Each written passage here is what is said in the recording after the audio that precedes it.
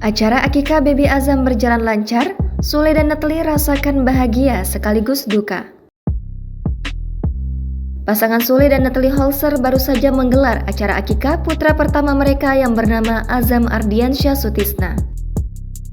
Acara tersebut berjalan lancar dengan hanya dihadiri keluarga dari Sule dan Natalie. Namun, di balik kebahagiaan Sule dan Natalie Holzer mengadakan akikah untuk sang anak, ada juga rasa duka yang menyelimuti keluarga mereka. Hal itu diketahui dalam video yang diunggah di kanal YouTube Cumi Cumi Sabtu 22 Januari 2022. Sule mengungkapkan bahwa ada anggota keluarganya meninggal dunia. Namun, meski begitu acara akikah Baby Azam berjalan lancar.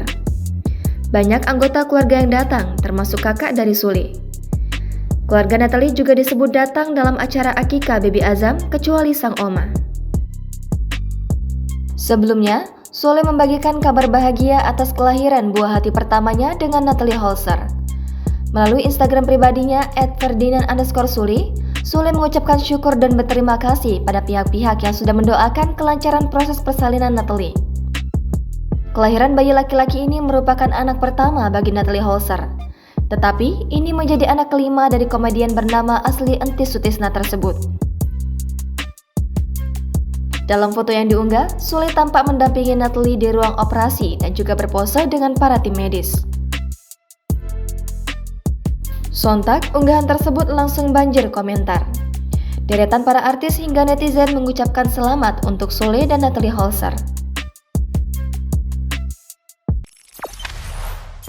Jangan lupa subscribe, share, komen, dan like ya!